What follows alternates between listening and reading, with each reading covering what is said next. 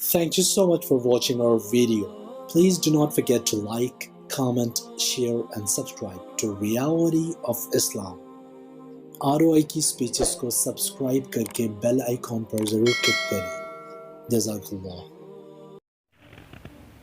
السلام علیکم ورحمۃ اللہ وبرکاتہ. آپ دیکھ رہے ہیں ہمارا چینل ریالٹی آف اسلام. اس چینل میں آپ کو ملیں گے بہترین مستند وظائف، حالات حاضرہ پر کچھ تبصرہ، بیوٹیشن ٹپس ہماری فیمیل جو ممبرس ہے وہ بتائے گی. اسی طرح میڈیکل کے کچھ ٹپس ڈاکٹر عائشہ صاحبہ بھی بتائے گی، اور اسی طرح آپ کو مفتیان کرام مسائل اور آداب زندگی بھی ساتھ ساتھ میں بتاتے ہیں. اس لیے ابھی تک اگر آپ نے ہمارے چینل کو سبسکرائب نہیں کیا تو اس کو سبسکرائب بھی کر لیں. آج کا ہمارا وظیفہ ہے وہ ظالم خاوند کے ظلم سے نجات کے بارے میں.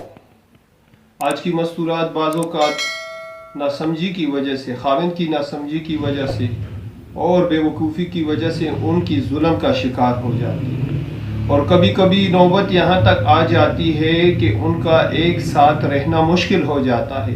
اس لیے قرآن حدیث نے ان کو اجازت دی ہے کہ اگر ان کا آپس میں رہنا ممکن نہ ہو اور اچھے میاں بیوی بن کر ان کا رہنا گزارا کرنا مشکل ہو تو ان کو جدا ہونا ہی پھر بہتر ہے. ان کے لیے راستہ ہے وہ کیا ہے؟ خلا کا راستہ ہے. لیکن پھر بھی بعض اوقات کچھ مرد اپنی بیویوں کے اوپر نہ ظلم اور جبر کو بند کرتے، نہ ان کو ان کا حق دیتے، نہ ان کو خلا دیتے. تو ایسی مستورات جو اپنے خاوند کی ظلم کا شکار ہو وہ روزانہ سورۃ الممتحنہ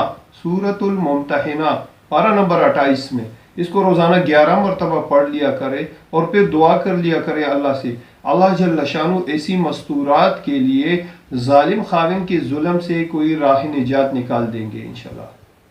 السلام علیکم ورحمۃ اللہ. Thank you so much for watching our video.